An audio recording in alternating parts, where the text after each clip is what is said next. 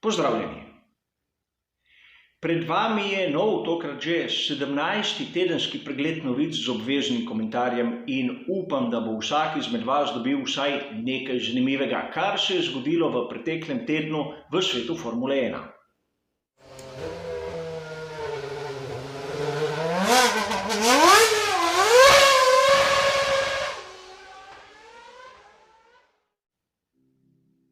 Tudi tokrat se bom omejil na 4 sklope, v katerih bo zbranih lahko tudi več novic, več člankov in zraven katerih bom citiral tudi marsikateri moj prispevek iz preteklosti.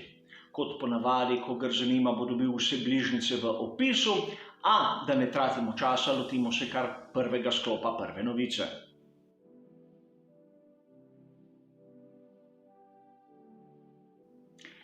V prvem sklopu današnjega hitrega pregleda se bomo dotaknili izjave tehničnega direktorja ekipe McLaren, Jamesa Keja. Namreč na spletni strani motorsport.com 6. avgusta smo lahko zasledili članek, kjer pravi, da razmišlja o tem, da bo bolid McLarena v sezoni 2021 imel nižji kot ravnega dna nad asfaltom. Seveda mnogi ta kot poznate tudi pod angleškim izrazom rake. In seveda ta koncept bolidov z visokim kotom je prisoten v Formuli 1 nekje sredine 90-ih let, a po sezoni 2011 je ratal popularen s tistim bolidom RB07, katerega je narisal Adrian Newey. In seveda James Key razmišlja o tem. Ni še gotov, a nekako se mu zdi, da se je prednost, ki jo daja visoka vrednost tega kota, nekako izničila. Prišli so do tiste stopnje, ko razvoj ne prenese več tistih želenih sadov. Zato misli, da je bolj pametno usmeriti razvoj v tisto stran, kjer so šli pri Mercedesu. Naprimer, da imajo nižji kot tega ravnega dna nad asfaltom in verjetno tudi daljšo medosno razdaljo. O tem sem v preteklosti že govoril v posebnih prispevkih, tako o tem, kaj je sploh ta kot rake in tudi napravil za lansko sezono primerjavo med vsemi ekipami, kakšna je bila njihova medosna razdalja in kak je bil kot tega ravnega dna nad asfaltom. Vkolikor koga zanima, bolj podrobno ga vabim, da si ogledate prispevke, a ugotovili boste, da te razlike v raznih kotih pri raznih ekipah so bistveno nižje od tistega, kar bi si lahko predstavljali na prvi pogled. No, da se vrnemo k Jamesu Keju. Govori o tem, da v to še ni prepričan, a da trend kaže v to smer in da vsekakor nižji kot ravnega dna ima določene prednosti. Naprimer, ena izmed teh prednosti je nižje težišče, kar je verjetno zaželeno pri vsakem bolidu Formule 1. Zato ne bi smeli biti začudeni, če bi videli v naslednji sezoni kar nekaj sprememb tudi na tem področju. Seveda s pozornostjo bom spremljal in vas obvestil, ko bom opazil kakšne razlike. Pa pojdimo na drugo novico.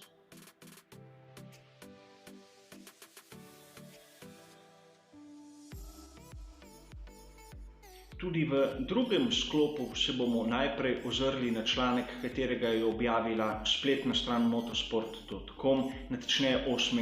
avgusta. Govori o finančni izgubi, ki jo je imela ekipa Racing Point in govori nekako o letnem poročilu te ekipe. Številka na prvi pogled izjemno zaskrbljujoča. Namreč izkazalo se je, da ima ekipa 116 milijonov funtov izgube. A treba je biti natančen, namreč ponavadi se te izkazi nekako beležijo od 1. januarja do 31. decembra tekočega leta. Tu so pa zajeti praktično vsi tisti meseci, odkar obstaja ekipa Racing Point. In govorimo, da so notri vključeni stroški zadnjih dirk v sezoni 2018, ko je Lawrence Stroll praktično kupil to ekipo in jo spremenil iz Force India v Racing Point, ter seveda celotna sezona 2019.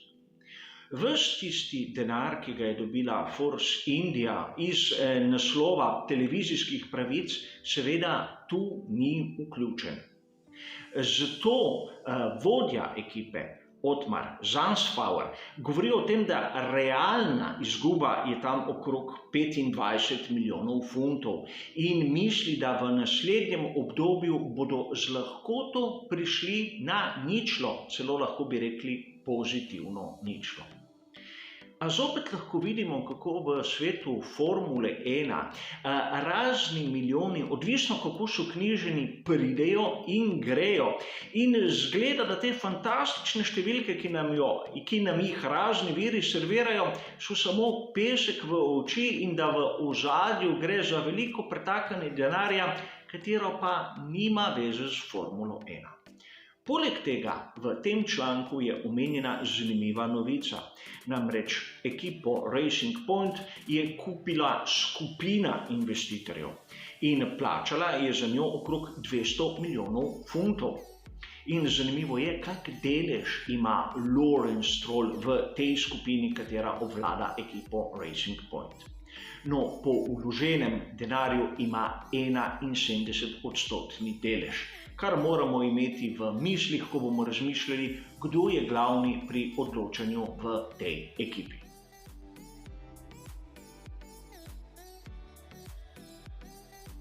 V tretjem sklopu se bomo pa lotili tiste zanimive teme vezane na bolid R25 ekipe Racing Point, točneje na tisto razsodbo okrog zadnjih zavornih košar in prehajanju tehnologij z tovarniške ekipe Mercedes v ekipo Racing Point. Prvi se je oglasil Toto Wolff in to s izjavo, katero povzemam po britanskem BBC-ju, objavljeno 10. avgusta. Namreč Toto Wolff ne sprejme ta namigovanja, da tovarniška ekipa Mercedes naj bi storila nekaj proti načelom oziroma proti pravilnikom Formule 1. Seveda tudi v razsodbi strani FIA je jasno zapisano, da tovarniška ekipa Mercedes ni naredila nič proti pravilom. A vseeno, Toto se ne da, kajti razna namigovanja so prisotna in poziva vse tiste, ki bi imeli kaj proti, naj se pritožijo proti tovarniški ekipi Mercedes in ne proti tretjim strankam. Seveda, take izjave bodo morali oni tudi dokazati in to kaže veliko politično moč Tota Wolffa. V Essential Sport sem povzel zanimivo izjavo, katero je izrekel Lawrence Stroll, večinski lastnik ekipe Racing Point, kot smo videli v prejšnjem sklopu, kateri je bil izjemno užaljen nad načinom, kako so se razne ekipe spravile nad Racing Point. In tu bi sam rad dodal, da verjamem, da je Lawrence Stroll izjemno izkušen poslovnež, kateremu take grobe metode so vse prej kot tuje, a treba je igrati neko vlogo in mislim, da se tukaj vsi strinjamo. Seveda, po svoje je bil presenečen nad grobostjo in izjavil je tudi nekaj, kar se jaz z njim popolnoma strinjam. Ukolikor bi bil Racing Point tam zadaj, 8., 9., 10. med konstruktorji, ne bi te zavorne košare nikogar motile. In seveda, to je ena izmed tistih točk, katero bi bilo potrebno razčistiti v naslednjih obdobjih. A kar je najbolj zanimivo, je tisto, kar smo lahko videli praktično danes, 12. avgusta, v raznih virih. Namreč, že takoj po prejemu tiste odločitve FIA smo videli, da bo 5 ekip si vzelo možnost, da bo vložilo praktično pritožbo na tisto razsodbo. In bile so seveda Racing Point, tovarniška ekipa Renault, Ferrari, McLaren in Williams. Na italijanski spletni strani Autosprint je objavljen članek, kjer vidimo, da se v bistvu ne bodo pritožili vsi. Namreč govorilo se je odkrito o tem, da pri McLarenu so si premislili. Namreč ugotovili so, da njihova pritožba ne bi dodala nič bistvenega k rešitvi primera. Seveda, isti dan na GP Fans smo lahko zasledili članek, da tudi Williams si je premislil in da se ne bo pritožil na odločitev komisarjev FIA. Je treba poudariti, da tako McLaren v sezoni 2021 kot Williams že mnogo let uporabljata pogonske sklope Mercedes.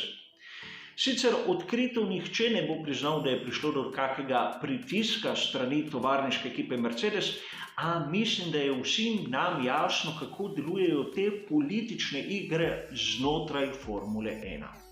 Odločitve se sprejmejo praktično po volji tistega, ki je tvoj dobavitelj pogonskega sklopa, saj take so bile navade v preteklosti. Kaj bo v prihodnosti, bomo pa še videli.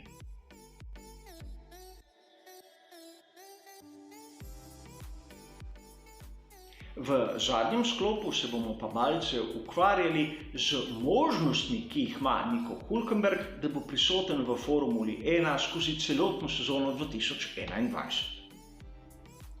Na spletni strani Essential Sport so 11. avgusta objavili dokaj dobro analizo stanja.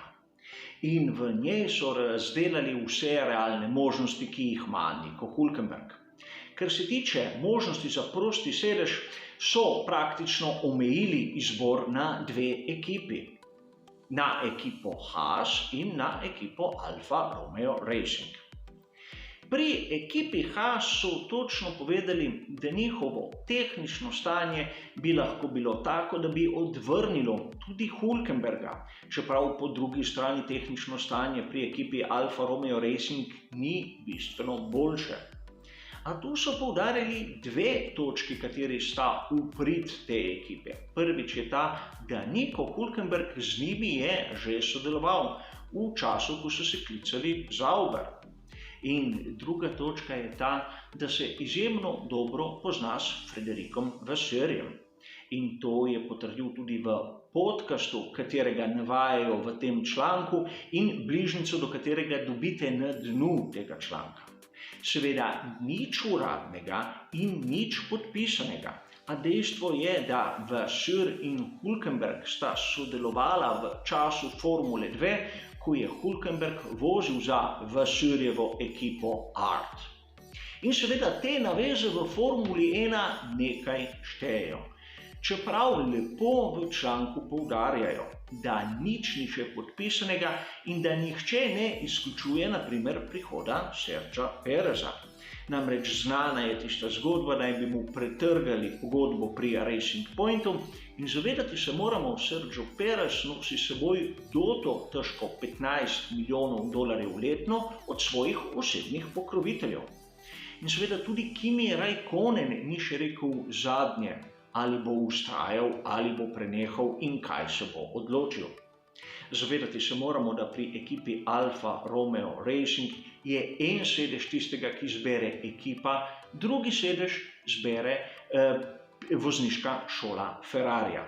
Zato tu govorimo o enem samem sedežu, tistem, o katerem se odloča ekipa Alfa Romeo Racing in o katerem bo verjetno zadnjo besedo dal Frederic Vasser. Seveda, toliko o tem, to je bila zadnja novica tega kratkega pregleda. Hvala za vašo pozornost in nasvidenje.